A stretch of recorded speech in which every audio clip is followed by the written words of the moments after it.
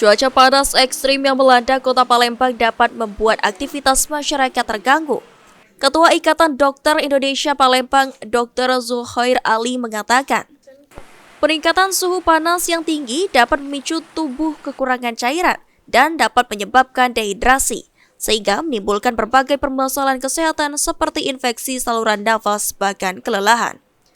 Sehingga masyarakat yang sering beraktivitas di luar ruangan dihimbau untuk selalu minum air mineral yang cukup, serta menghindari tempat terbuka dalam waktu yang lama, menggunakan pelindungan seperti topi, payung, dan tabir surya, agar melindungi kulit dari sinar ultraviolet yang dapat merusak kulit. Kita menyadari beberapa hari belakangan ini memang cuaca begitu terik, panas, apalagi kalau di luaran. Bahkan kemarin pas kita cek suhu itu sampai 36,5. Ini sesuatu yang relatif langka.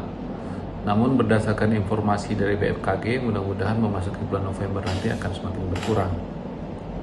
Kalau ditanya apa dampak dari suhu yang panas ini, yang ekstrim ini terhadap kesehatan kita, ya terutama masalah dehidrasi. Jadi kalau kita tidak banyak minum, tentu akan terjadi dehidrasi dalam tubuh kita, dan itu bisa menyebabkan beberapa penyakit yang lain seperti infeksi saluran napas, kemudian kelelahan, dan bahkan kalau terjadi heat stroke seperti yang terjadi di Arab, ya bisa terjadi dehidrasi yang sangat berat, gitu, bahkan menimbulkan kematian.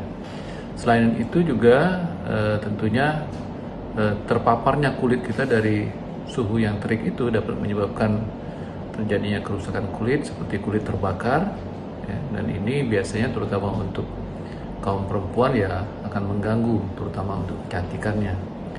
Apa yang dapat dilakukan menghadapi kondisi seperti ini adalah, pertama kita harus menghindari berada di udara terbuka dalam waktu yang cukup panjang.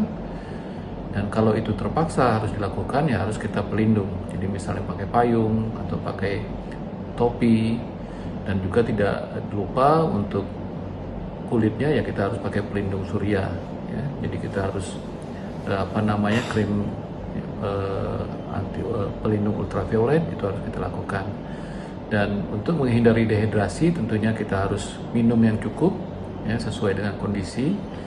Apakah itu harus minum 2 liter atau lebih, itu tergantung. Kalau keringat kita banyak sekali, kita bisa minum sampai 3 atau 4 liter, bahkan 4 liter, terutama bagi orang-orang yang bekerja di ruangan terbuka, ya. Banyak saudara-saudara kita yang harus memang tetap berada di jalan lalu lintas misalnya, itu harus kita perbaiki. Lutfi Pal TV.